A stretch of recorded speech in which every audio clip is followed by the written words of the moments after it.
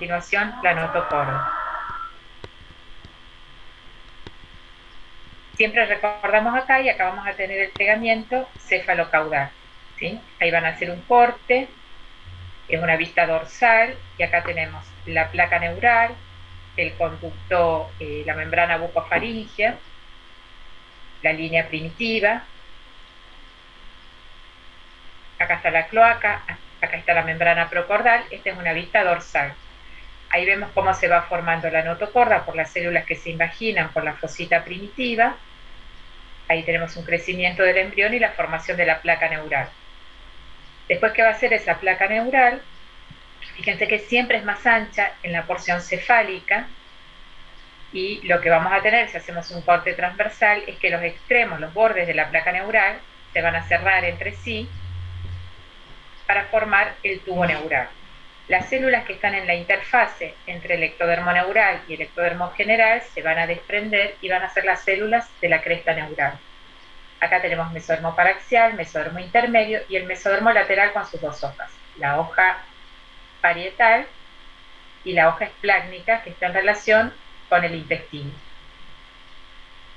Entonces, acá lo que vemos es cómo se desprenden las células de esa interfase, se desprenden, y algunas van a quedar localizadas acá para dar los ganglios de las raíces dorsales de los nervios raquídeos, otros se van a ubicar para dar las cadenas simpáticas, y otras células van a migrar, algunas se van a colocar en relación con el ectodermo general para dar las células que forman la melanina en la piel, otras van a migrar a la pared del intestino en formación para formar los plexos nerviosos, el plexo mientérico y el plexo submucoso, otras van a formar el esmalte dentario, otras van a formar las meninges. O sea, estas son células con mucha capacidad con capacidad de migración y de formar muchos tejidos.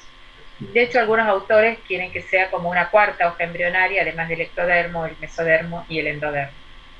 Fíjense, mesodermo paraxial, intermedio, hoja parietal, que está en relación a la pared corporal, y hoja esplácnica, que está en relación a las vísceras. Entonces acá se cierra, ahí se desprenden las células de la cresta neural y empiezan a migrar. Hasta ahí se ubican, ¿verdad? Sí, profe. Sí. Y ahora, si lo vemos desde arriba, vamos a ver que acá el mesodermo paraxial, desde esta región, que es la región posótica, para acá, forma somitas. Esto lo estudiamos en cuarta semana, pero desde esta región hacia arriba forma cordones, porque acá vamos a tener un potencial evolutivo diferente de los somitas con respecto a las células del mesodermo paraxial cefálico. Acá entonces se cierra el tubo neural, quedan los neuroporos, el neuroporo anterior y el neuroporo posterior, que se van a cerrar posteriormente. Pero todo esto sucede durante la cuarta semana. Fíjense que a medida que se cierra ya podemos distinguir acá como que tiene dilataciones, que son las vesículas cerebrales primitivas. Ahí se produce el plegamiento del embrión, y vamos a ver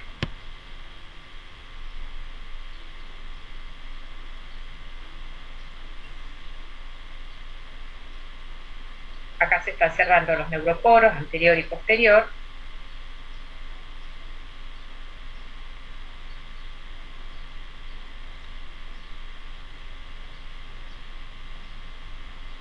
Y vamos a ver cómo se repliega este tubo neural conforme avanza el plegamiento del embrión. ¿Sí? Acá tenemos.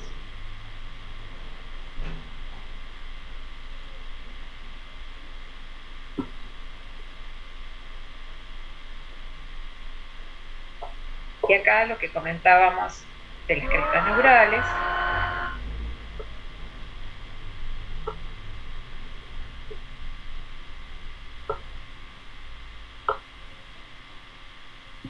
Acá ganglios de las raíces dorsales, y acá como migran y van a colocarse en posición de los ganglios simpáticos, y lo vamos a colocar en la pared también del intestino. Hay una zona de la placa neural, acá me detengo un cachito, que no hace este proceso de surco neural, tubo neural, sino que directamente se va a invaginar por debajo del ectodermo y va a ir en busca del tubo neural en formación y secundariamente se va a ahuecar. Esto es lo que conocemos como neurulación secundaria. Entonces, todo lo que contamos es válido para esta formación de la placa neural y tubo neural por delante de la fosita primitiva. Lo que está detrás de la fosita primitiva durante la cuarta semana se va a invaginar como un cordón macizo, luego se va a ahuecar y se va a unir con el tubo neural en formación. Eso es lo que llamamos neurulación secundaria.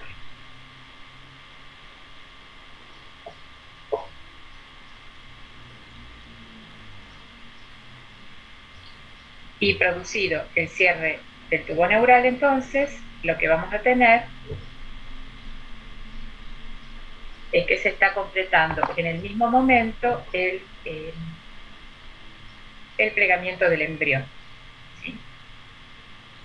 Entonces, acá arrancamos, vamos a compartir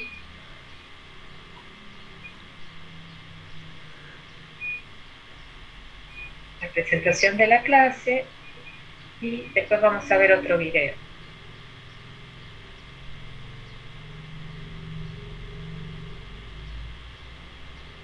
Si era caso, sería muy bueno.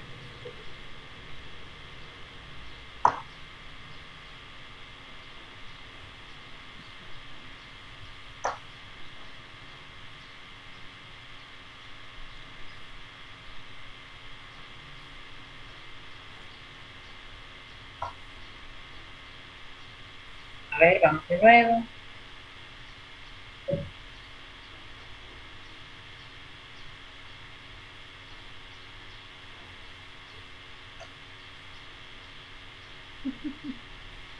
Ahí parece que. Bueno, cuando estudiamos el desarrollo del sistema nervioso central, entonces estudiamos la formación de la placa neural, el tubo neural, el cierre de los neuroporos, la vesiculización de la región cefálica del tubo neural. Esto hasta acá ya lo vimos, digamos, cuando hablamos de cuarta semana, placa neural, tubo neural, cierre de los neuroporos. Después estudiamos la diferenciación celular a neurona, la migración a su lugar de destino, el crecimiento del cono axón y el establecimiento de la sinapsis y el mantenimiento de la sinapsis, la mielinización. Y entonces arrancamos con la primera parte, que es continuación de lo que vimos en el video, simplemente para mostrarles que del ectodermo general las células empiezan a diferenciarse. Hay una inducción que se hace desde el nódulo de Jensen hacia la notocorda y de la notocorda, que está acá abajo, hacia el ectodermo que está hacia arriba, y entonces hace que estas células cambien su característica epitelial típica columnar, como tenemos acá, y que acá el citoesqueleto tenga filamentos de actina que forman lo que conocemos como cinturón adhesivo. Ese cinturón adhesivo lo que va a hacer es que las células cambien esa formación cilíndrica, tengan una forma más triangular, se constriñan en esta zona y eso sea lo que determine de la posibilidad de hacer el cierre para hacer el tubo neural.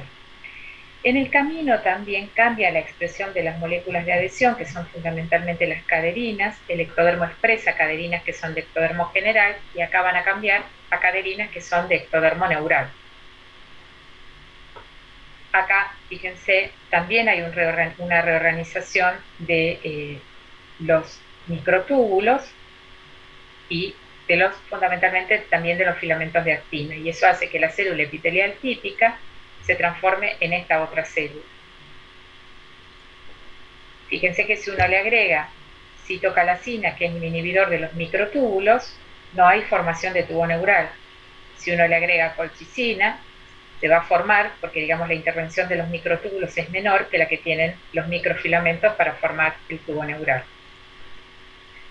Bueno, acá para recordar que es nódulo de Jensen, que es el organizador, la notocorda y el epitelio general. Fíjense acá en esta microscopía electrónica de Barreiro cómo se ve el tubo neural, la diferencia que hay entre el ectodermo general, las células de ectodermo general que tienen acá, y estas células de tubo neural. Esto es mesénquima, acá vamos a tener mesodermo esplásmico y ya, mesodermo paraxial y ya células de las crestas neurales. Si uno hace un corte de la pared, vamos a encontrar que hay una zona que se llama zona luminal, que es la que mira hacia la luz del tubo neural, y hay una zona que es marginal, que es la que está hacia la periferia. Esta se llama luminal o ventricular.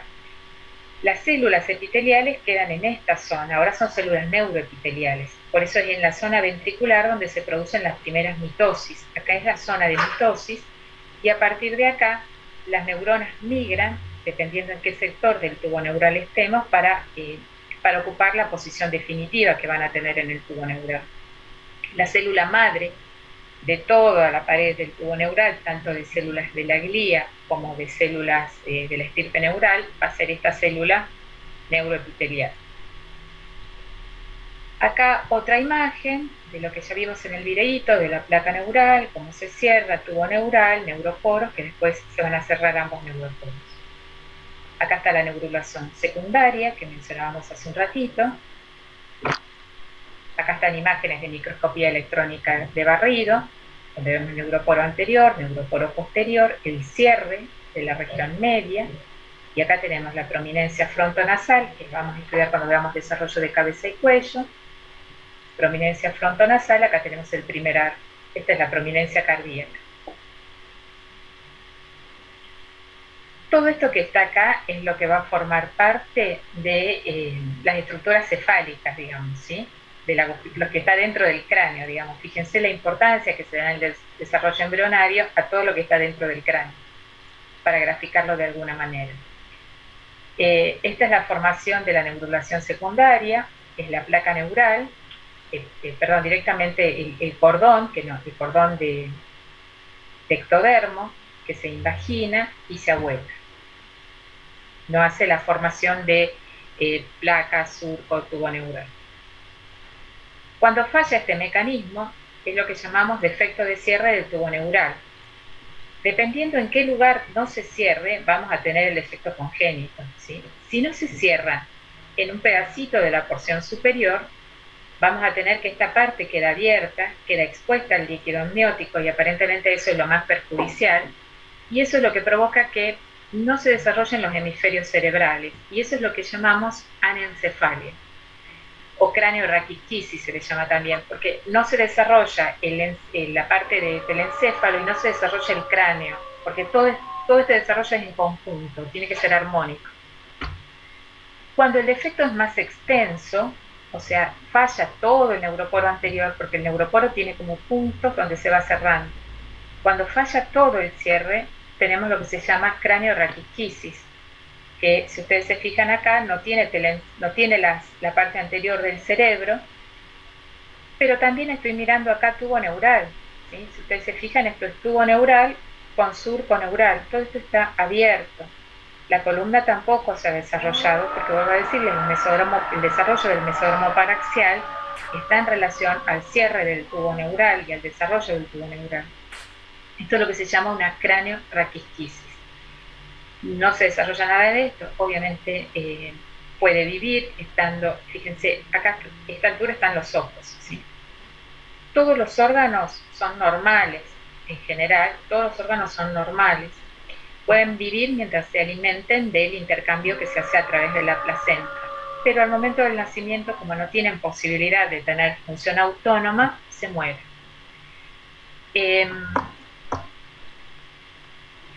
El diagnóstico se hace muy tempranito, ya en la ecografía de las 11, 13 semanas, porque simplemente no tiene polo cefálico.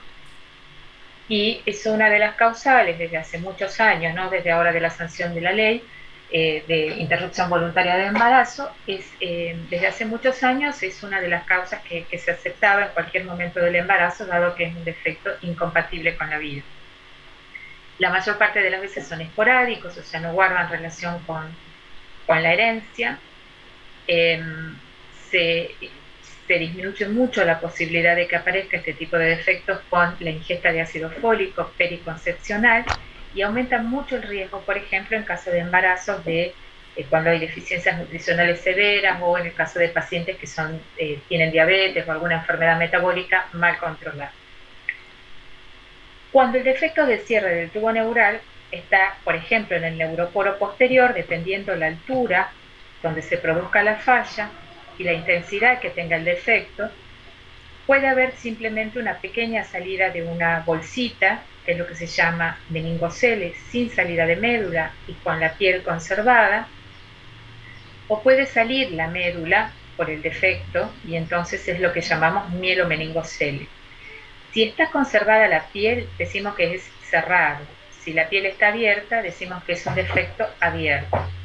En general, cuando no hay exposición al líquido amniótico, el pronóstico es mejor, o sea, el defecto cerrado tiene un mejor pronóstico. Cuando el defecto está abierto, aparentemente la exposición al líquido amniótico hace que todo esto se degenere, se deteriore, y entonces lo que tenemos es deficiencias de todo lo que es la función medular desde el defecto hacia abajo.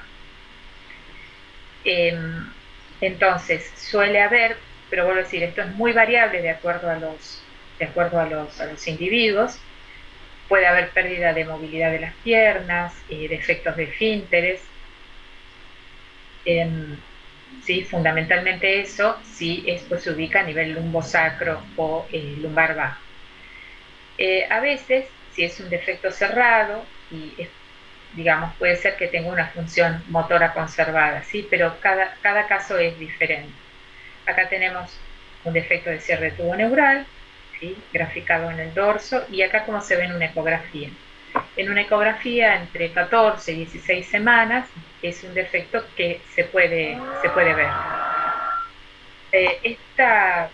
Este defecto también se asocia con una alteración de la dinámica de la circulación del líquido cefalorraquídeo, entonces es frecuente que produzca dilatación de los ventrículos cerebrales. Vamos a ver ahora, ya deben tener alguna idea de qué son los ventrículos cerebrales, que también se ven, a veces es lo primero que se ve en una ecografía, y cuando se ve esa dilatación se va a recorrer la columna.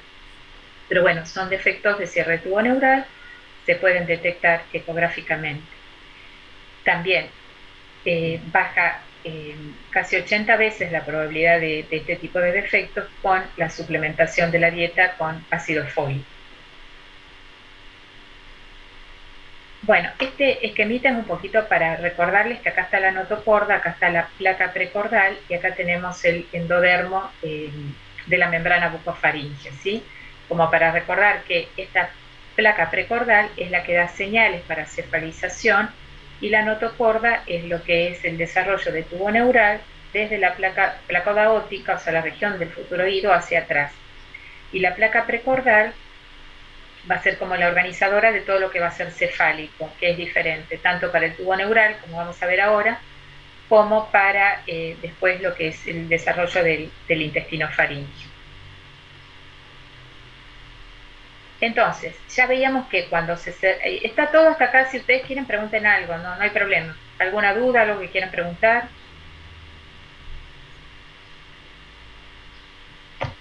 No, por ahora no. Bien.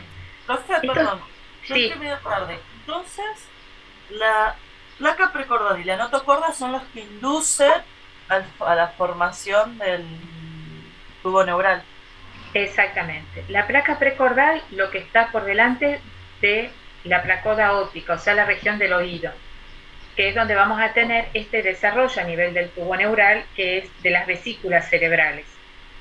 Fíjense que acá va a haber un desarrollo de vesículas cerebrales y detrás de lo que sería la futura placoda óptica tenemos tubo neural, es un tubo, ¿sí? Que corresponde a parte del bulbo y de la médula, que es diferente al desarrollo de lo que es más craneano, ¿sí?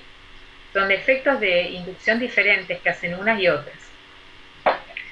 Fíjense entonces, sin entrar a hablar con detalle en biología del desarrollo, pero son señales diferentes. Ya vieron que cuando se forma la placa neural, que les mostraba hace un ratito, es más ancha la porción cefálica que lo que es la porción caudal. Y de hecho, cuando se cierra el tubo neural y antes de cerrarse, ya vemos que hay dilataciones que son las que llamamos vesículas primarias. Esas vesículas primarias van a ser el prosencéfalo, el mesencéfalo y el rombencéfalo. Son 3 vesículas. De cada una de esas vesículas vamos a tener vesículas que son secundarias. Del prosencéfalo vamos a tener el telencéfalo y el diencéfalo. Del mesencéfalo, bueno, no vamos a tener vesículas secundarias, va a seguir siendo mesencéfalo. Y del rombencéfalo vamos a tener metencéfalo y mielencéfalo. De cada una de estas vesículas, nosotros a su vez vamos a estudiar qué componente del sistema ventricular vamos a tener a cada altura. Del prosencéfalo, telencéfalo y diencéfalo vamos a tener los ventrículos laterales, que corresponden al telencéfalo, y el tercer ventrículo, que corresponde al diencéfalo. Del mesencéfalo vamos a tener el acueducto de Silvio, y del metaencéfalo y mielencéfalo vamos a tener el cuarto ventrículo. Los derivados de cada uno son del telencéfalo, los hemisferios cerebrales, el diencéfalo va a seguir siendo diencéfalo. Del mesencéfalo vamos a tener los pedúnculos cerebrales y los tubérculos cuadrigéminos. Del metaencéfalo, cerebroprotuberancia, y el mielencéfalo es el bulbo. Ahora los vamos a ver, ¿sí? Entonces, vesículas primarias, prosencéfalo, mesencéfalo, romboencéfalo. Vesículas secundarias, del prosencéfalo, telencéfalo, diencéfalo. Del mesencéfalo, sigue siendo mesencéfalo.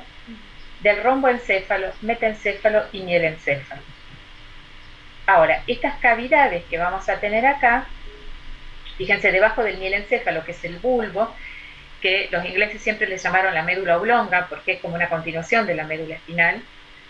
En cada uno de estos tenemos cavidades. Acá vamos a tener los hemisferios laterales, tercer ventrículo, acueducto de Silvio, cuarto ventrículo, y después el conducto del epéndimo en la médula. Esas son las cavidades ventriculares. ¿Ustedes se acuerdan más o menos cómo es la circulación del líquido cefalorraquídeo? ¿Dónde se forma? ¿Cómo circula?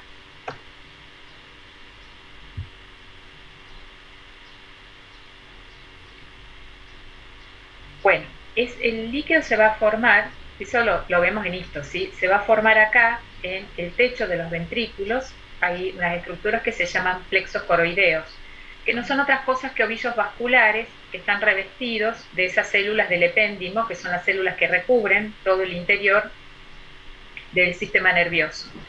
Ahí se produce como un filtrado, que es lo que conocemos como líquido cefalorraquídeo. El líquido cefalorraquídeo va a circular por estas cavidades, y a nivel del cuarto ventrículo hay tres orificios, que son los orificios de Luschka y de Magendie, por donde va a salir, y ahí va a circular por fuera del sistema nervioso.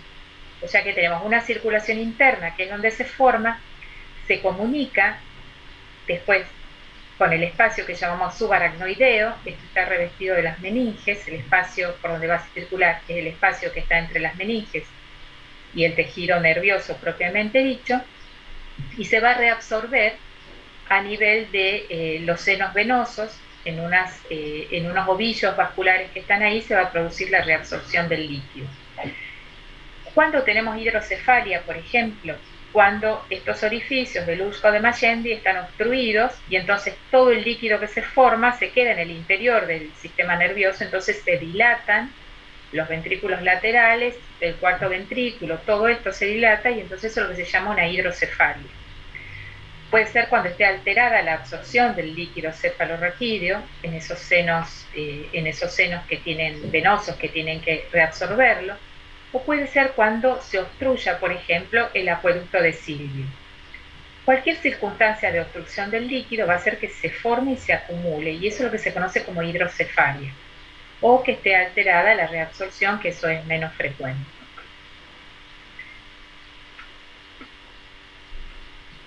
Bueno, volviendo acá, entonces teníamos las vesículas primarias, prosencéfalo, mesencéfalo, rombencéfalo. Acá tenemos las vesículas secundarias, telencéfalo, diencéfalo, mesencéfalo. Acá tenemos rombencéfalo, metaencéfalo, mielencéfalo, y acá continúa con la médula. Esto que vemos acá son las curvaturas que va sufriendo el tubo neural conforme también se va plegando el embrión. Y fíjense, acá tenemos un detalle de las cavidades, ventrículos laterales, que corresponden a los hemisferios cerebrales, tercer ventrículo al diencéfalo, acueducto de Silvio, mesencéfalo, y acá el cuarto ventrículo, que corresponde al rombencéfalo. Y acá el conducto del epéndimo, que es el conducto que va por el interior de la médula espinal. Acá tenemos también las vesículas, cómo se van plegando, y hay zonas que se llaman rombómeras, de cada uno, está como segmentado, y de acá van a salir los que llamamos pares craneales. Acá tenemos telencéfalo, el diencéfalo que está acá en el medio, mesencéfalo, y todo esto es rombencéfalo. Acá sigue la médula espinal. Esto va a ser protuberancia, bulbo, cuarto ventrículo, y esto que se está formando acá son los labios rómbicos que van a dar lugar a la formación del cerebelo.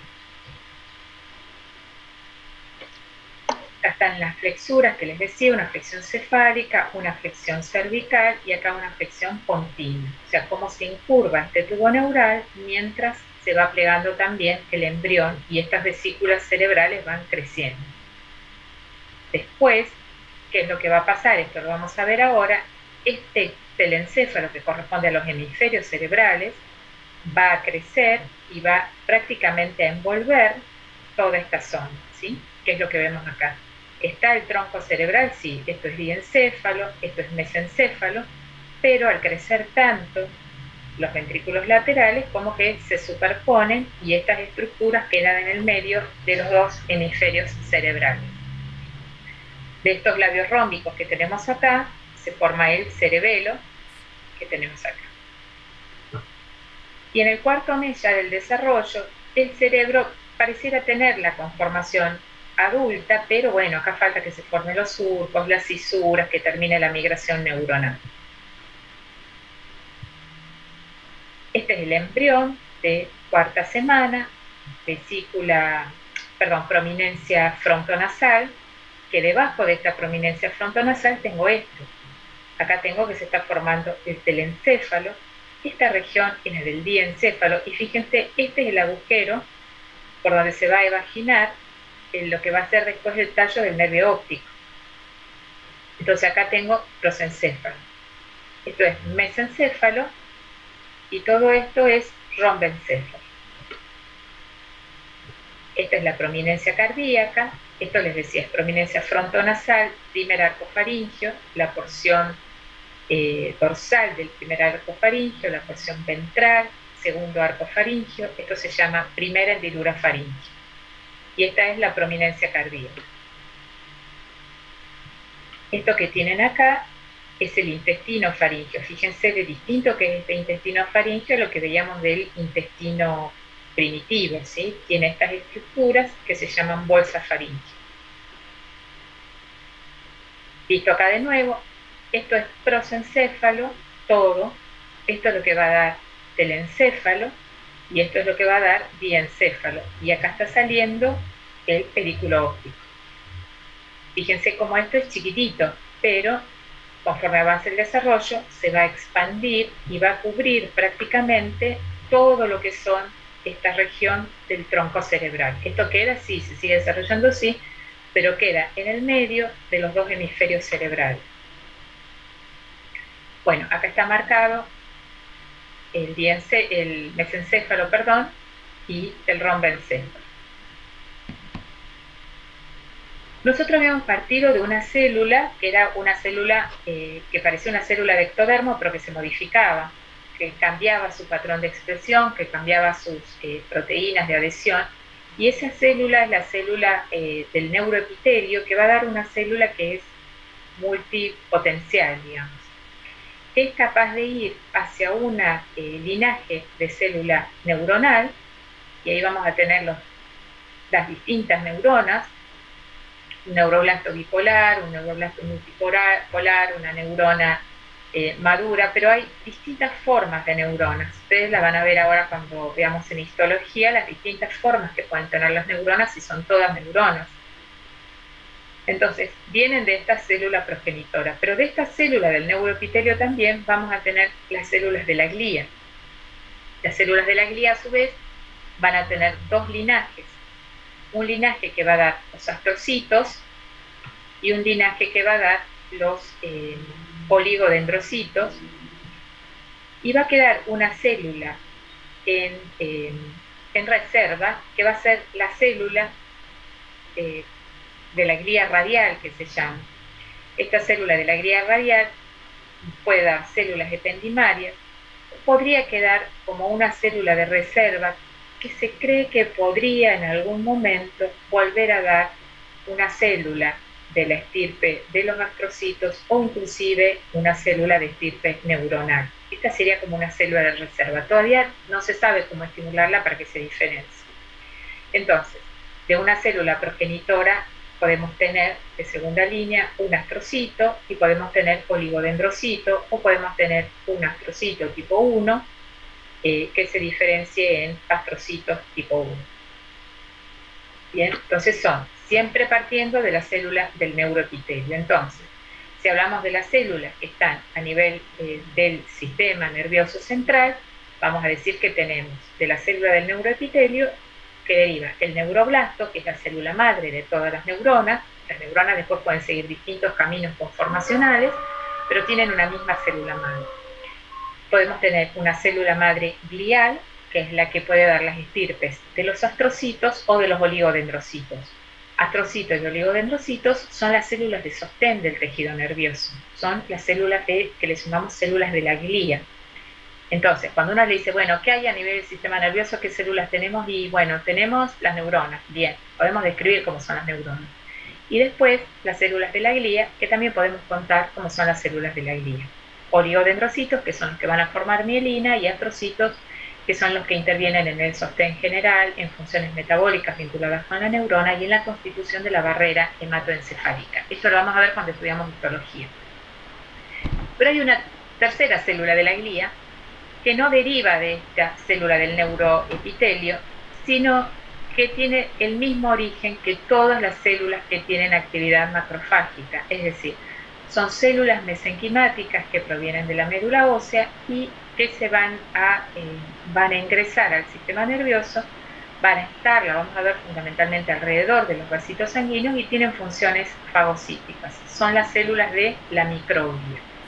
Entonces, en el tejido nervioso vamos a tener células que vengan del neuroepitelio y células de origen mesenquimático que tienen el mismo origen de todas las células con actividad macrofágica que tenemos en el órgano. Como les comentaba antes, las mitosis son en esta zona que está acá de rosadito, que es la capa luminal, capa ventricular. Ahí van a suceder las mitosis y de ahí las células van a migrar al lugar del tubo neural que les corresponde. Podremos tener neuroblastos, podemos tener células de la glía que acá no están marcadas y podemos tener células ependímicas. Estas células de la glía radial son células que van de extremo a extremo del tubo neural y las neuronas como que trepan y reptan por distintas señales. Hay una migración que es una migración longitudinal que van a ser enroscándose en estas células de la glía radial. Hay muchas imágenes muy bonitas de estas migraciones, porque se hacen con hibridización in situ, se marcan las neuronas y se ve cómo se van ubicando en la pared del tubo neural, y van ubicándose en la posición que les corresponde por el programa genético. También hay una migración de tipo horizontal o lateral. Acá este es un esquemita del Langermann para mostrarle esas células ventriculares basales, que son las que proliferan. Acá tenemos otra imagen, ¿sí? Fíjense las células estas de la glía radial, y acá cómo están estas células que son más globosas, que son las que van a iniciar la migración y la diferenciación. ¿Qué es lo que sucede con estas neuronas mientras están migrando? Van a formar sus axones y van a formar sus dendritas. Acá hay señales como las semaforinas que orientan hacia dónde se van a formar los axones. Hay señales de las células vecinas que atraen la formación de estas, tanto de axones como de dendritas, que las atraen o que las repelen. Y acá es muy importante otra vez la matriz extracelular con la fibrina y la laminina.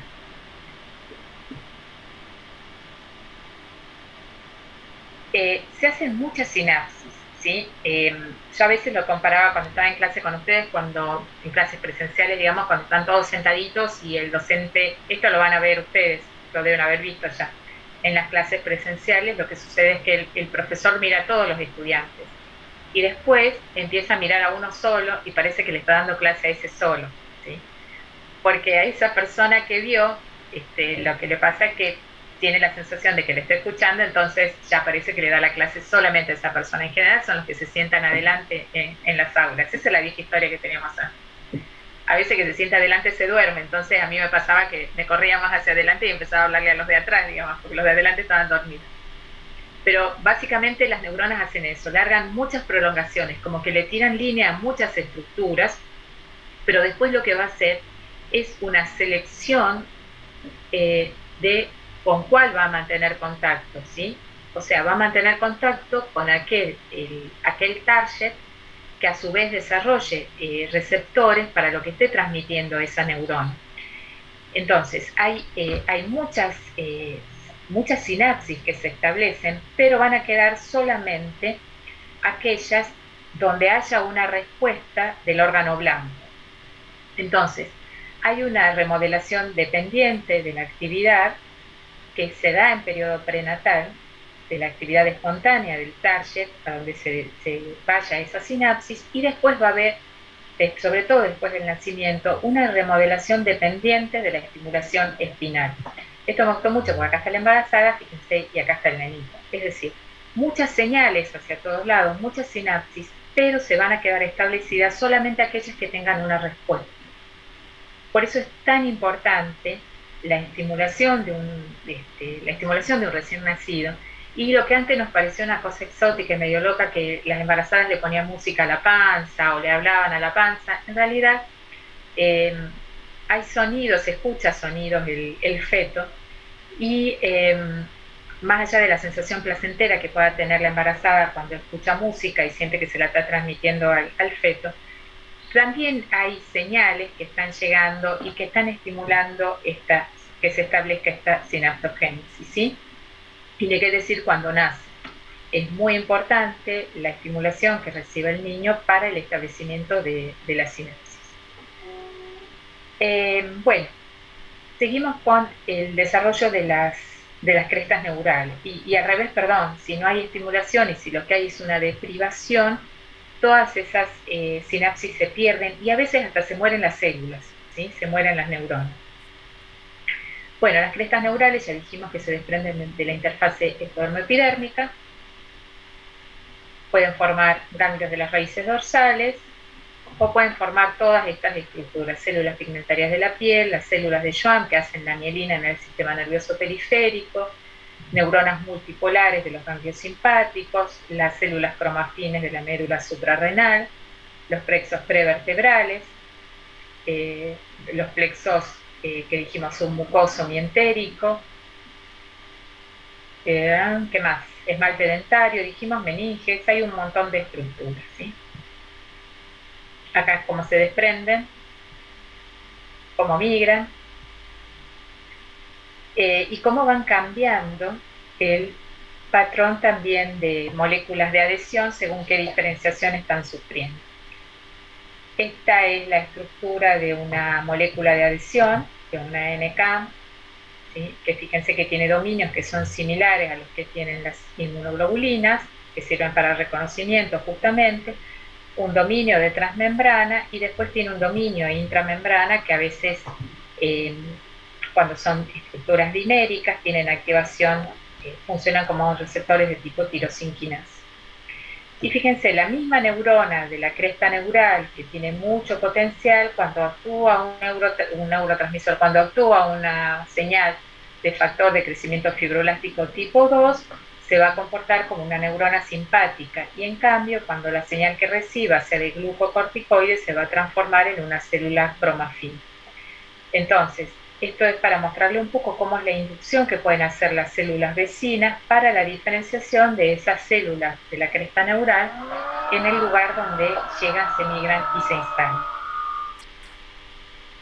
Bueno, entonces hablábamos hace un rato que las neuronas podían migrar según el segmento de desarrollo del tubo neural, según las regiones, y configurar, por ejemplo, en la médula espinal, que es la estructura más sencilla entre comillas, tenemos células ependimarias, las células de la sustancia gris que tiene forma de H en la médula espinal con un asta anterior y un asta posterior, y la zona marginal donde están las prolongaciones de estas neuronas.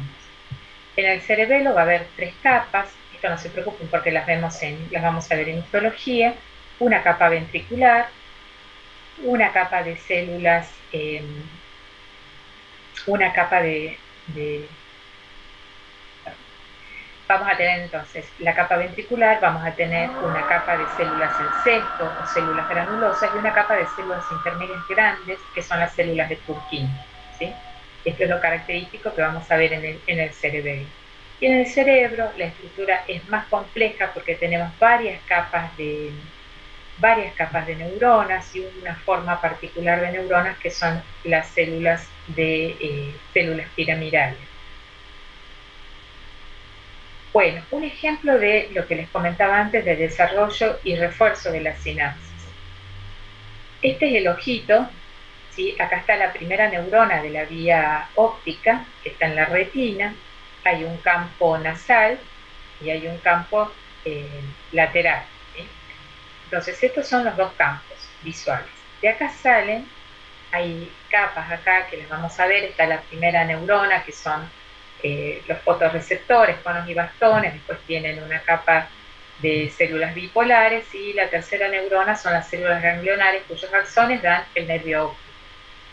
Ahora fíjense, del nervio óptico va a esta estructura del mesencéfalo que vamos a ver ahora, que son los tubérculos cuadrigéminos. O sea, acá tenemos 3 neuronas, de acá sale el axón de la tercera neurona y llega hasta una estación de relevo del mesencéfalo, que son los tubérculos cuadrigéminos. Y de ahí van a salir las fibras de estas células, de estas neuronas, de los tubérculos cuadrigéminos, hacia la región occipital. En realidad, el estímulo visual, la posibilidad de ver, es también, por lo que decodifica de ese estímulo eléctrico, la región occipital. Esto es ojo derecho, fíjense que van fibras para los dos lados, tanto para el lado derecho como para el lado izquierdo, y fíjense cómo hay fibras que llegan tanto para la región occipital derecha como para la occipital izquierda. Lo mismo pasa con el nervio óptico del otro lado, a la derecha y a la izquierda. Y de la conjunción de las dos cosas, nosotros tenemos la visión binocular, la sensación de profundidad. ¿Sí? ¿Estamos hasta ahí? Sí, profe. Sí. ¿Qué pasa si alguien, supongamos, yo le tapo este ojo? ¿Sí? Se lo tapo. Es un bebé que yo le tapo este ojo y se lo tengo tapado hasta el año de vida. Su vía óptica está normal, ¿sí? Anatómicamente está normal, porque esto se fue desarrollando durante la vida intrauterina, o sea, va a ser esta vía óptica. Pero yo le tapé el ojo desde que nació hasta los 9, 10 meses. Yo le destapo el ojo y lo que voy a comprobar es que de este ojo no ve solamente del ojo que estuvo destapado. ¿Por qué? Básicamente porque, si bien es cierto, la vía está normal, el establecimiento y el refuerzo de la sinapsis solamente se hizo en el ojo que estuvo expuesto a la visión. El otro ojo, por más que anatómicamente esté bien, no desarrolló la vía óptica, ¿sí? Bueno, a nadie en realidad se le va a ocurrir taparle el ojo a una criatura para hacer este experimento. A alguien se le ocurrió hacerlo con los gatitos y lo pudo comprobar que esto se da. Pero el experimento a veces lo hace la naturaleza, y esto es cuando uno de los ojitos tiene, por ejemplo, un vicio de refracción, como puede ser una miopía intensa, y entonces, para no ver doble, porque está haciendo foco en dos lugares distintos de la retina, los dos ojitos, para no ver doble, en general los niños lo que hacen es anular la visión de un ojo. A veces esto se puede ver como que tiene un estrabismo, ¿sí? Entonces hay un ojito que ve bien y el otro que lo desvía. Entonces cuando van al oftalmólogo y el oftalmólogo lo detecta, que le dice, bueno, le vamos a poner un parchecito, y le pone un parche 2 horas en un ojo, 2 horas en el otro, y entonces el ojo ese que se desvía, cuando le ponen un parche al ojo que no desvía, se alinea y ve. ¿Bien? Entonces, es muy importante. ¿Qué pasa si después uno lo opera de este estrabismo o le corrige la miopía a los 5 años? Le va a pasar lo mismo que al gatito, nunca va a recuperar la visión completa de ese ojo. Por esto que decimos, no desarrolló la sinapsis, está la vía, está todo aparentemente bien, pero no tiene la función. Entonces, ¿cuál es la importancia de ese parchecito que recomienda el oftalmólogo? Estimular los dos ojos alternativamente, que vea la visión hasta tanto se puede operar del estrabismo o corregir la miopía. Pero para esto es importante detectar el problema y empezar a estimular las dos vías visuales para que se desarrolle. ¿Me siguen hasta ahí? Esto es muy importante porque esto es atención primaria, ¿sí? Es detectar estrabismo, es detectar miopías importantes y estimular el ojo para que no se pierda. Y lo mismo pasa, exactamente lo mismo con la vía auditiva. Si yo no detecto una hipoacusia en un niñito y después le pretendo corregir cuando es más grande y ponerle un implante, si yo no hice una estimulación previa de ese oído, no voy a tener los mismos resultados. Por eso en chicos hipoacúsicos, hasta tanto se va corrigiendo, corrigiendo la causa, si es una obstrucción de la vía auditiva o si hay que colocar un implante, trabajan mucho con lo que es estimulación auditiva, estimulando a través del hueso, con vibraciones del hueso del cráneo, para que la vía auditiva, la vía interna, que sería equivalente a esto que mostramos acá, con el colículo superior, es con el colículo inferior, con el tubérculo quadrigemino inferior, la vía auditiva. Bueno, esto es lo mismo, para insistirle, lo mismo pasa con los músculos, con cualquier estructura que uno deja de mover o deja de utilizar, se pierden las neuronas, se pierde la mielina y se muere la neurona. En cambio, cuando se establece la conexión, hay un ida y una vuelta, hay receptores que se forman, se modifica la membrana de la célula que va a recibir el estímulo y entonces se produce el establecimiento de la sinapsis. Bueno, vamos ahora a la cuestión más anatómica, ¿sí? ¿Cómo se desarrolla, cómo va a evolucionar el tubo neural? Entonces habíamos dicho que teníamos una zona ventricular, una zona marginal, y teníamos en el medio una capa del manto que era donde se ubicaban las neuronas. Estas eran células ventriculares, esta es cavidad ventricular, y acá es donde tengo las prolongaciones. En la zona basal, es decir, ventral, es donde voy a tener las neuronas motoras. En la placa alar, o zona sensitiva, voy a tener las neuronas sensitivas. De acá van a salir axones, por ejemplo, hacia los músculos, y de acá van a llegar axones, por ejemplo, de las neuronas que son receptoras de tacto, por ejemplo, de la piel, van a llegar al asta posterior, las receptoras de sensibilidad, digamos, ¿sí? Van a enviar y acá se va a procesar el estímulo sensitivo. Y si hay una respuesta motora, se van a conectar con la zona motora, acá va a haber neuronas y de acá van a salir el estímulo para la función motora. Entonces estas son vías eferentes, estas son vías aferentes. Las fibras entran y salen por acá, que es la zona marginal. Hay zonas de intercambio, que es la placa del techo y la placa del piso. Esto es lo mismo que mencionábamos antes, y lo que vamos a ver es cómo se modifican estas estructuras a las distintas alturas del sistema nervioso.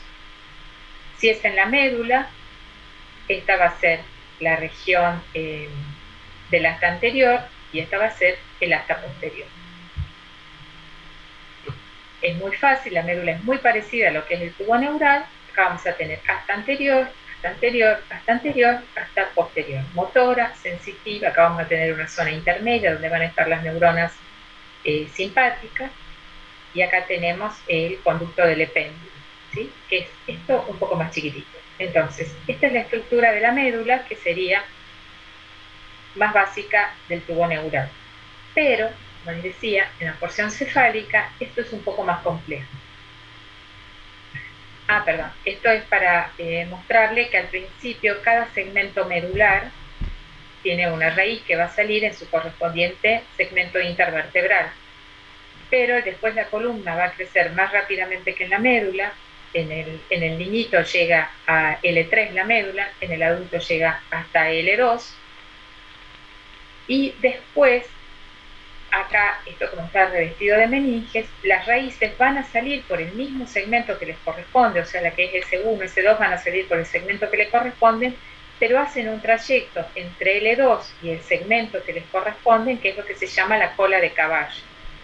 Cuando se hacen las funciones lumbares para estudiar el líquido que envuelve la médula, fíjense que uno tiene que tener en cuenta hasta qué segmento medular llega a la médula, para no pinchar la médula, obviamente, porque ustedes quieren sacar líquido de esta zona, del líquido que envuelve a la médula, por ejemplo, cuando hay una meningitis, o cuando uno sospecha de una meningitis y quiere hacer un estudio de líquido cefalorraquídeo, la punción la va a tener que hacer debajo de donde llegue la médula, ¿sí? Para no correr riesgo, obviamente, de pinchar la médula. Eso corresponde más o menos a si uno sigue la línea de ambas crestas ilíacas y busca el espacio intervertebral que corresponde a esa altura. Bueno, entonces la médula era tubo neural, básicamente, ¿sí? ¿Qué pasa en el bulbo? En el bulbo lo que vamos a tener es que el techo, la zona, las placas alares se van a correr como hacia los costados, y lo que era la placa del techo se va a afinar, y el conducto, que era un conducto central, va a ser un conducto más posterior y en forma triangular. Y esto es lo que va a formar el cuarto ventrículo. Entonces, lo que eran placas alares se colocan a los costados, las placas basales siempre se conectan igual, y la placa del techo va a formar el techo del cuarto ventrículo. Acá va a haber plexos coroideos, como les comentaba antes, que van a filtrar el plasma y van a formar el líquido cefalorraquídeo que va a circular por acá. ¿Me siguen qué es lo que pasó? Profe, ¿lo puedes repetir? La estructura básica del tubo neural es esta, ¿sí? Donde yo tengo un conducto en el medio, que es el conducto del tubo neural. Acá tengo placas basales, que son motoras, y placas sensitivas, que son sensitivas, digamos, que son dorsales. En la médula, ¿qué vamos a tener? Este conducto central se va a hacer pequeñito y lo vamos a tener acá, es el conducto del epéndilo. Las placas basales van a seguir siendo basales y estas son placas alares. ¿Qué es lo que va a pasar en el bulbo? Estas placas se van a lateralizar, se van a colocar a los costados. Y esto va a quedar como techo. ¿Sí? Hagan de cuenta que esto celeste se va a colocar al lado de lo rojo, de los dos lados. Y esto va a quedar en posición superior. ¿Qué es lo que vemos acá? Esto es lo basal y esto es lo alar. Nada más que acá se queda al costado. Y el orificio que era central en el caso de la médula, acá se coloca bien dorsal. Y eso es lo que conocemos como cuarto ventrículo. Es una cavidad, lo que era conducto del epéndimo en la médula, acá es una cavidad más grande. En esta zona es donde voy a tener esos ovillos que les comentaba antes, de vasos sanguíneos revestidos de células ependimarias, que son los plexos coroideos. Ahí se produce el filtrado del plasma para formar el líquido cefalorraquídeo que va a circular por esta cavidad. ¿Vamos hasta ahí? Sí, ahí sí. Bueno, seguimos. ¿Qué pasa más hacia arriba ahora? ¿Sí? Esto es bulbo, que es lo que está inmediatamente por encima de la médula. Fíjense, esto es un corte de perfil, esto era prosencéfalo, diencéfalo, mesencéfalo, y estamos acá en el rombencéfalo. Estamos viendo la porción inferior del rombencéfalo, que es el mielencéfalo. Esta es la parte motora, esta es la parte sensitiva, y acá, esto que tienen acá, es el cuarto ventrículo. ¿Sí? Eso que ven ahí es lo que en el corte transversal se ve acá. Cuarto ventrículo. Esto es metencéfalo, que es lo que va a dar la protuberancia. Entonces, fíjense que el cuarto ventrículo está formado por el bulbo, la protuberancia y el techo. En este techo toda esta cavidad está revestida de epéndimo, igual que el cilindro, el conducto central de la médula. Acá se van a formar esos rodetitos que les decía, que se van a filtrar y van a formar el líquido que circula por acá. Bueno, esto es lo que veíamos entonces. ¿Qué pasa? Más arriba, ¿sí? O sea, estos serían cortes acá a esta altura. Es muy parecido a lo que pasa en el bulbo, voy a tener acá algunos núcleos que quedan como núcleos motores, que son estos que ven acá, está en celeste, antes los veíamos en rojo, y la parte sensitiva acá está en amarillo, ¿sí? Antes la veíamos en celeste. Entonces fíjense, esto es cuarto ventrículo, esto es la placa del pecho, y salen estas prolongaciones de esa zona sensitiva, que es lo que se llama labios rómbicos. Estos labios rómbicos se van a unir entre sí y van a formar el cerebelo. Esto es protuberancia. Esto es protuberancia y esto es lo que veíamos hace un ratito, que era el bulbo. Esto es un poquito más arriba del bulbo, es el metencéfalo. Entonces, ni el encéfalo, metencéfalo. Ahí lo vamos a ver acá. Este sería el corte longitudinal. Viéndolo desde atrás, esto corresponde a bulbo, esto corresponde a protuberancia, y eso que tenemos acá son esos labios rómbicos que se van a acercar entre sí y van a formar esta estructura que es el cerebelo. Este es el vértice cerebeloso, que es la porción media, y estos son los hemisferios cerebelosos. Fíjense, esto que tienen acá es el cuarto ventrículo. Esta cavidad es esta cavidad, en forma de rombo. La porción inferior está descubierta. Sería esta porción queda descubierta, queda solamente el techo del cuarto ventrículo, mientras que la porción superior queda recubierta por el cerebelo. ¿Me siguen más o menos? Este es el cuarto ventrículo. Si ustedes lo ven así, es una cavidad, ¿sí? Si lo vemos acá de perfil, es esto. Si lo vemos desde atrás, es esto. Este es el perfil, es una cavidad, y si lo vemos desde atrás, tiene forma de rombo. La porción inferior va a quedar solamente con este techito finito, y la porción superior va a quedar cubierta por el cerebelo que se va a formar acá, estos labios rómbicos. Perdón, de esto no conseguí ninguna animación. Acá tenemos con otros colores, fíjense, acá está la placa roja, que es la placa del piso, que es la motora. Esto es bulbo y esto es protuberancia vista de atrás. Es esto mismo, ¿sí? Donde esto es bulbo, esto es protuberancia, esto es cerebelo que se está formando. Esto es cuarto ventrículo. La porción inferior del cuarto ventrículo va a tener solamente ese techo finito que les mostraba, y la porción superior va a quedar revestida por el cerebelo. Vértice cerebeloso, hemisferio cerebeloso.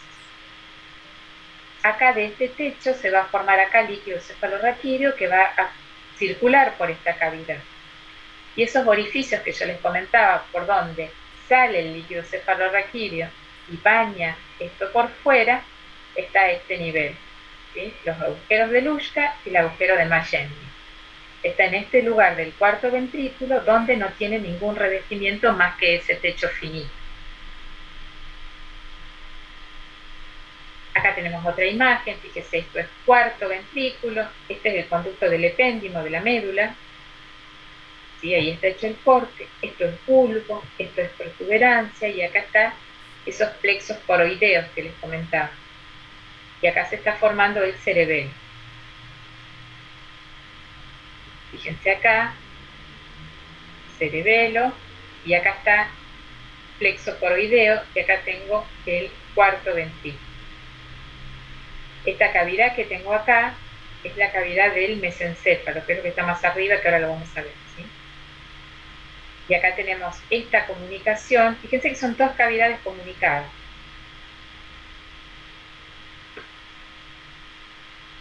Bueno, acá está el cerebelo, donde se forman esas tres capas que les mencionaba antes, las vamos a ver en histología.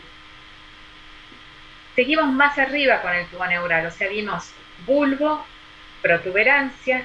En bulbo vimos que lo que era el conducto del epéndimo ahora es un conducto dorsal, más grande, más importante, que está revestido por una capa finita, que es el techo del cuarto ventrículo. Y en la protuberancia tenemos ese mismo cuarto ventrículo, pero a partir de la protuberancia se formaban unos labios rómbicos que eran los que iban a formar el cerebelo que iba a cubrir el techo del cuarto ventrículo. Y quedaban dos zonas de cuarto ventrículo que eran muy finitas, donde íbamos a tener los orificios de Lurch y de Magendie que comunican el espacio de adentro, por donde circula el líquido cefalorraquídeo, por el espacio de afuera, por donde va a circular también líquido cefalorraquídeo. Este es el tubo neural primitivo. Fíjense que acá el conducto por donde circula el líquido, que antes formaba el cuarto ventrículo, acá se va a colocar en la línea media.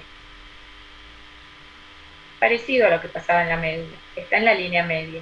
Las astas anteriores son siempre motoras, son ventrales, y las astas posteriores, que son sensitivas, acá van a ser muy importantes, van a protruir y son los que llamamos folículos o tubérculos cuadrigéminos superior e inferior. Son muy importantes y estos son los que van a formar, vamos a volver un poquito para atrás,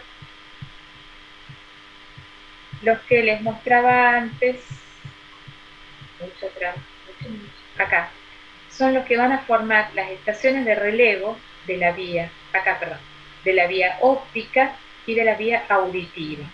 Por eso son importantes. Entonces, el relevo de las vías ópticas y las vías auditivas, la neurona que está fuera de la neurona sensorial, la primera neurona que está fuera de la neurona receptora, va a estar en los tubérculos cuadrigéminos, ¿sí? Tubérculos cuadrigéminos superior e inferior. Se van a relacionar a su vez entre sí, hay fibras de conexión, por eso cuando uno escucha un ruido fuerte, cierra los ojos con fuerza, eso es un reflejo, porque está conectada de manera involuntaria la vía visual con la vía auditiva.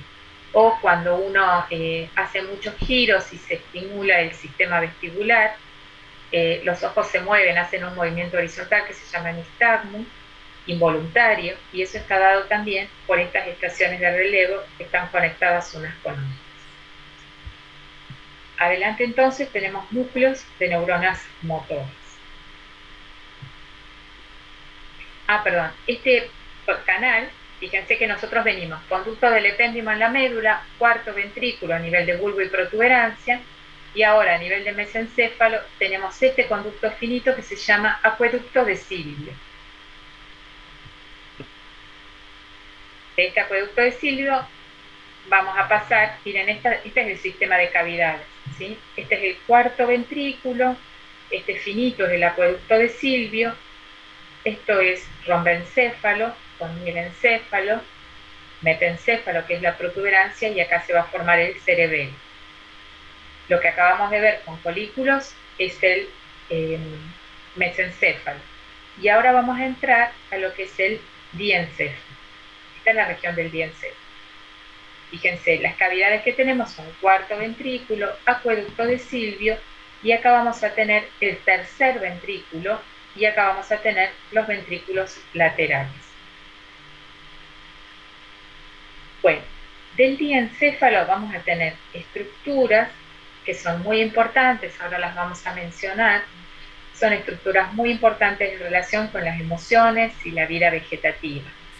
Del diencéfalo va a salir una evaginación que se va a encontrar con otra evaginación que proviene del piso de la boca, de la membrana bucofaringea, y ahí se va a formar la hipófisis. La neurohipófisis es a partir de la evaginación del diencéfalo, y la adenohipófisis a partir de esta evaginación del piso de la boca. Entonces acá tenemos la hipófisis.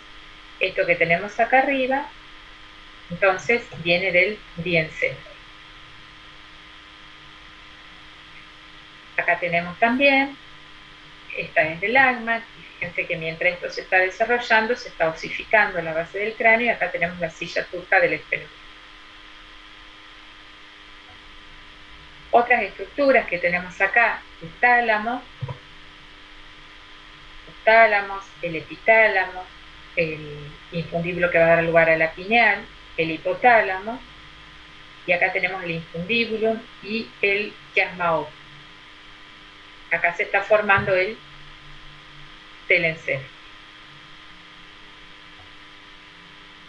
Esto es diencéfalo entonces. ¿sí? Epitálamo, hipotálamo, acá se va a formar el quiasma óptico y el infundíbulo de la hipófisis. Listo, acá entonces, fíjense, este es el cuarto ventrículo, acá está el plexo coroideo, acá se está formando el cerebelo. Bueno, esto es más o menos lo mismo. ¿Y qué pasa con, entonces, qué pasa? Acá tenemos en una vista longitudinal, ¿sí? Lo que son los tálamos. Estos son los tálamos y esto sería el tercer ventrículo, que es lo que veíamos acá. Todo esto es tercer ventrículo. Es muy planito, sí, pero todo esto es tercer ventrículo. Sería esto que vemos acá, todo esto es tercer ventrículo. Esto que tenemos acá es telencéfalo. ¿Qué va a hacer el telencéfalo? Va a crecer hacia los lados y va a cubrir al diencéfalo. El diencéfalo va a quedar en el medio. Yo a veces se los comparo con una orejita de Mickey. Esto crece hacia los costados y envuelve, llega hasta el cerebelo. Fíjense que va a dejar en el medio lo que es todas estas estructuras, ¿sí? Entonces esto crece hacia los costados. Esta cavidad, así como esto es tercer ventrículo, este es el acueducto de Silvio, este es el tercer ventrículo que tenemos acá, estas cavidades son lo que se llaman ventrículos laterales. Este va a ser un hemisferio cerebral y este es otro hemisferio cerebral. Esto, como son cavidades ventriculares, tienen estas estructuras que son los plexos coroideos que filtraban y formaban líquido cefalorraquídeo. O sea, vamos a tener plexos coroideos en todos los ventrículos. Ventrículos laterales, tercer ventrículo y cuarto ventrículo. Acá se forma el líquido que circula acá por el interior. Va a haber sustancia gris en la corteza y vamos a tener sustancia gris en estas estructuras que se llaman acá, que se llaman cuerpo estriado, donde vamos a tener lo que se llaman los núcleos de la base, el núcleo caudado y el lenticular. Estos núcleos tienen actividad que es muy importante para movimientos involuntarios, como por ejemplo el braceo cuando uno camina, está en esta zona. Y lo que es actividad voluntaria, ya saben que está a nivel de la corteza. Entonces acá tenemos ventrículos laterales y tercer ventrículo. La comunicación entre los ventrículos laterales y el tercer ventrículo es lo que se llama agujeros de Mole. Si yo lo miro de costado, ¿cómo se van a comunicar estos ventrículos entre sí? Y acá tenemos fibras de sustancia blanca que comunican las neuronas de un hemisferio con el otro hemisferio, y ahí tenemos, por ejemplo, el cuerpo calloso y la lámina terminal. Estas zonas son de comunicación entre un hemisferio cerebral y otro hemisferio cerebral. Fíjense acá en un corte longitudinal tenemos el tálamo, que lo tenemos acá, y el cuerpo estriado, que lo tenemos acá, que lo vemos acá. Estos son cortes de perfil y este es un corte coronal. Esto es una microscopía electrónica de barrido, es lo mismo que les mostraba en el esquemita antes. Entonces fíjense, ventrículos laterales, como si fuesen las orejitas del Mickey, que van a crecer hacia los costados, acá todavía están muy pequeñitos, y esto que es una comunicación amplia entre los ventrículos laterales y el tercer ventrículo, después van a ser unos orificios muy chiquititos, muy finitos, que se llaman agujeros de Mole. Acá se van a desarrollar estos plexos coroideos, cuyo ultrafiltrado da el líquido cefalorraquídeo que va a circular por acá. Esto es cuerpo estriado, que es sustancia gris, y acá tengo hipotálamo, donde tengo, por ejemplo, núcleos vinculados con actividades automáticas, latidos cardíacos, funciones respiratorias, también están en esta zona. Y este orificio que tenemos acá es el orificio del acueducto de Silvio, que veíamos que estaba en el mesencéfalo. Entonces esto es diencéfalo, esto es telencéfalo, ventrículos laterales, tercer ventrículo, acá tenemos el acueducto de Silvio, que es del mesencéfalo, y después tenemos el cuarto ventrículo que corresponde a rombencéfalo. Cuando hay obstrucción de cualquiera de estos orificios, que es muy común, muy frecuente la obstrucción del acueducto de Silvio por lo finito que es, se dilatan las cavidades y eso es lo que conocemos como hidrocefalia. Esta es una vista de perfil también para ver esas zonas de conexión. Acá tenemos el cuerpo calloso, que tiene una cabeza, un cuerpo y una cola. Acá tenemos estos que son plexos coroideos. Toda esta cavidad sería de ventrículos laterales. Esto es tercer ventrículo, acueducto de Silvio, sería esto, y esto es el cuarto ventrículo. Estos son, acá tienen bulbo, protuberancia, cerebelo, esto es mesencéfalo, y acá tengo los folículos superior e inferior, que son las vías de relevo de la vía óptica y la vía auditiva.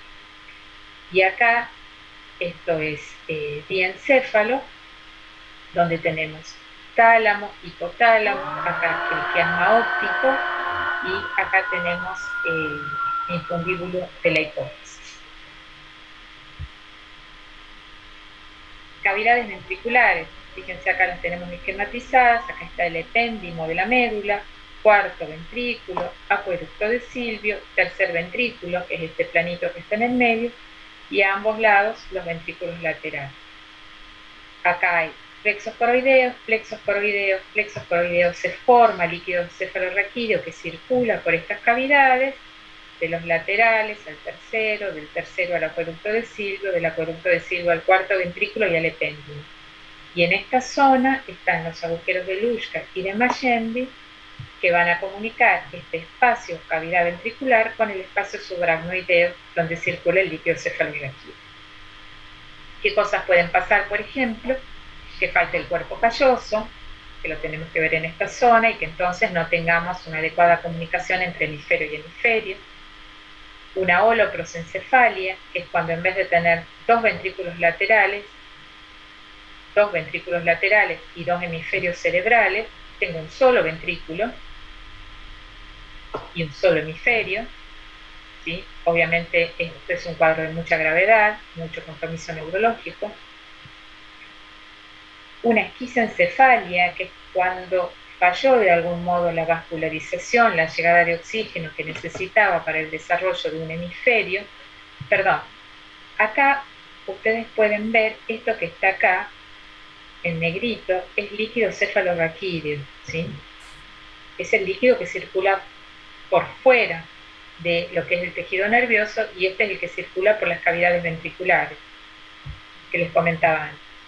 ¿Qué pasa en la esquisencefalia? Yo tengo una comunicación entre el líquido cefalorraquídeo que circula por los espacios subaracnoideos con la cavidad ventricular. Tengo una hendidura, tengo un surco.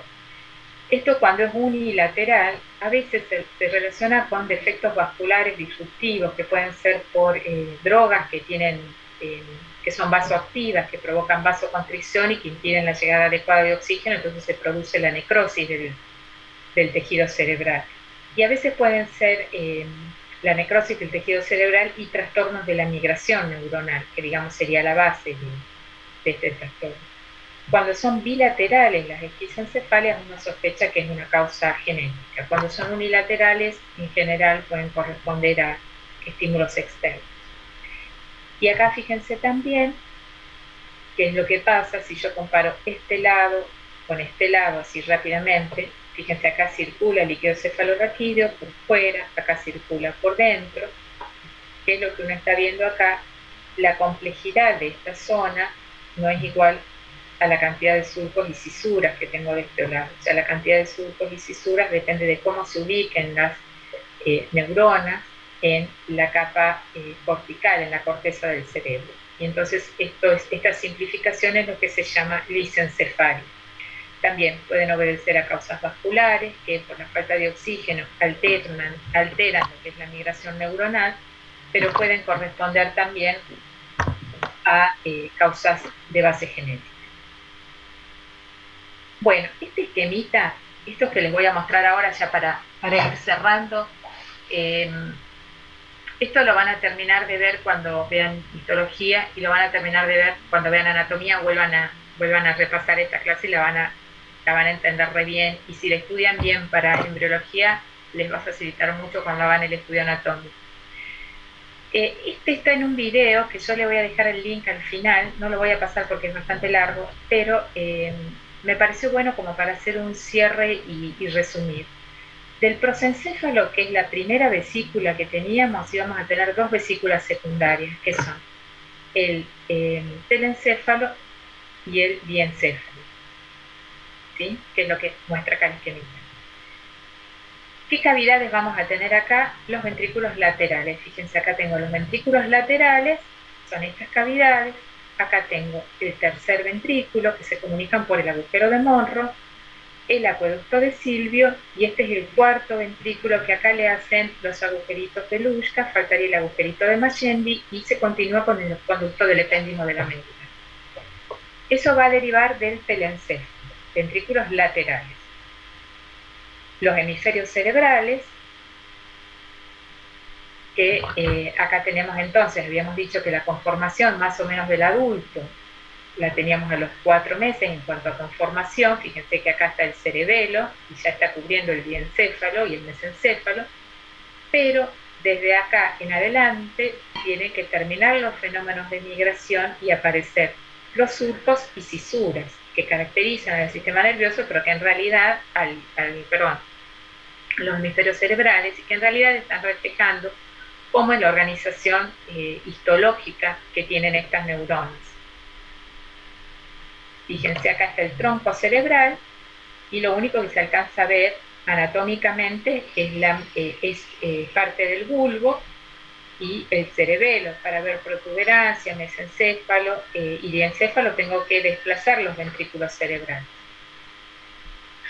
Entonces del telencéfalo vamos a tener lo que es conexión, que es el cuerpo calloso, y vamos a tener el cuerpo estriado que mencionábamos antes, ¿sí? Acá tenemos los tálamos y acá tenemos los núcleos, caudado, el putamen, el lenticular. Entonces, del telencéfalo tengo ventrículos laterales, hemisferios cerebrales, esos que se llaman los ganglios de la base, que es parte del cuerpo estriado, y va a estar en relación con un par craneal, que es el primer par, que es el olfatorio. El diencéfalo va a tener como cavidad, todos estamos hablando de prosencéfalo, ¿sí? El diencéfalo va a tener como cavidad el tercer ventrículo, que es este que tenemos acá, y las estructuras que se van a desarrollar tenemos epitálamo, cuerpos avenulares, la piñal, el tálamo, el hipotálamo, los cuerpos mamilares, el quiasma óptico y la neurohipófisis. Todo esto lo mencionamos. Y el par craneal con el cual van a estar relacionados es con el nervio óptico, que sale como una evaginación, como lo mostrábamos antes, del diencéfalo. El mesencéfalo, que era la segunda vesícula primaria, va a tener como vesícula secundaria también el mesencéfalo. Este no se fracciona. La cavidad que vamos a tener acá es el acueducto de Silvio, y vamos a tener las placas alares, que van a dar los folículos superior e inferior, que van a estar en relación entonces a la vía óptica y a la vía auditiva, y las placas motoras que vamos a tener acá van a estar en relación a las fibras motoras de dos pares de los pares craneanos, tercero y cuarto. Esto lo van a estudiar bien en anatomía, que hacen el tercero y el cuarto, pero digamos que son oculomotores. El eferente visceral va a ser el responsable de la contracción de la pupila cuando uno la ilumina, que es el iridio constrictor, y el tercer par es el que tiene todos los movimientos del globo ocular, salvo este, que corresponde al motor ocular externo. O sea, esto va a ser el motor ocular externo, y esto va a ser el patético. Salvo un movimiento, todos los otros van a estar fundamentalmente ahí. Del mesencéfalo, ¿sí? Seguimos con mesencéfalo, vamos a tener el acueducto de Silvio. Este que es finito, y que les decía que si se obstruye, dilata todo esto que está arriba, ¿sí? Y que tiene cierta frecuencia, digamos, la aparición de obstrucciones del acueducto de Silvio. Que va a derivar acá, ya dijimos, folículos superiores, inferiores, y estos núcleos motores, núcleo rojo, sustancia negra, pedúnculos cerebrales. Nervios que están en relación, el tercer par, el óculo motor, y el cuarto par, que acá lo llaman coclear. El romboencéfalo, como vesícula primaria, como tercera vesícula primaria, tiene dos vesículas secundarias, el metencéfalo y el mielencéfalo. Ventrículo que está en relación cuarto ventrículo. ¿Qué va a derivar de acá? Del metencéfalo, el cerebelo y la protuberancia. Pares craneales, vamos a tener el trigémino, el sexto par y el facial.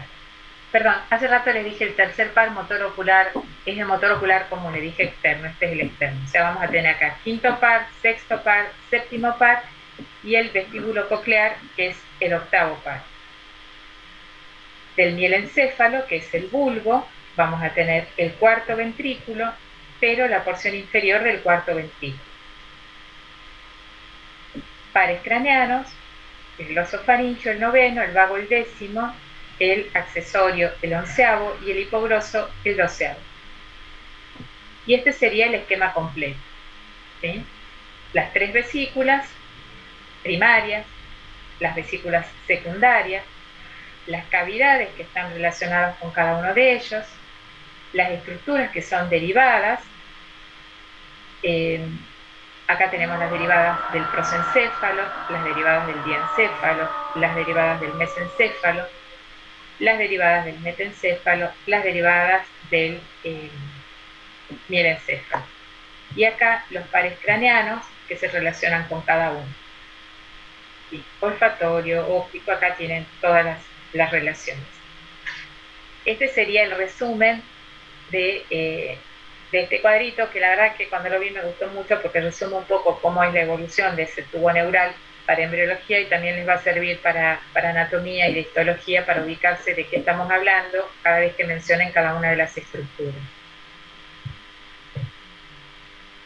Esto está, les vuelvo a decir, en un videito muy lindo, ¿sí? Estas columnas que mencionamos acá tenemos, son columnas que son continuas. Por eso cuando hacemos cortes hay columnas motoras y columnas sensitivas que son continuas, desde el mesencéfalo hasta la médula. Todas las que son ventrales son columnas que son motoras y las que son dorsales son columnas que son sensitivas. A distintas alturas, estas neuronas dan axones que van a formar distintos pares craneanos. Este sería cuando uno las ve en un corte longitudinal, y lo que mencionábamos antes es cuando uno hace un corte transversal y dice de dónde se originan esas neuronas. Eso en anatomía se llama el origen real de los pares craneanos. Y por último, la mielinización, que es la formación de la vaina de mielina, que como ustedes saben acelera lo que es la transmisión del impulso nervioso. Acá está el momento del nacimiento. Fíjense qué rápida que es la mielinización en los primeros meses y después cae a lo largo de la vida del individuo, pero siempre persiste la mielinización, ¿sí? Por eso la remodelación, remarco de nuevo, si bien es cierto es muy fuerte antes del nacimiento y en los primeros años de vida, continúa a lo largo de la vida del individuo. Acá volver a mostrarle esto porque me parece que es muy importante cuando uno lo enfoca en lo que es atención primaria, digamos, la conformación anatómica está casi completa a los 4 meses, pero todo lo que es el desarrollo de las migraciones y el desarrollo de el crecimiento y el aumento del número de neuronas y de conexiones neuronales prosigue de forma muy intensa hasta el momento del nacimiento y después del nacimiento. Fíjense que yo puedo tener un prematuro de 6 meses, como vemos acá, y cuando nazca, todo esto que estaba previsto que fuera dentro del útero materno se va a seguir desarrollando fuera del útero materno, ¿sí? Por eso, vuelvo a decirles, es muy importante todo lo que uno haga de estimulación para lograr el máximo desarrollo evolutivo posible. Si es un niño que ha tenido dificultades o falta de oxígeno, todo lo que podamos hacer de estimulación va a permitir que áreas del cerebro que no estén dañadas, neuronas que no estén dañadas, establezcan la sinapsis. Bueno, este es el link que se los dejo, donde también donde están esos cuadritos que les mostraba ahí, que sirven como para hacer un repaso general y ver que uno se acuerde de todos los nombres y todas las estructuras que mencionamos. ¿Preguntas? Profe, una duda porque justo llegué tarde. ¿Esta clase Sí, la va a subir? sí, esta la estoy grabando y aparte está, le dejo la clase del año pasado también.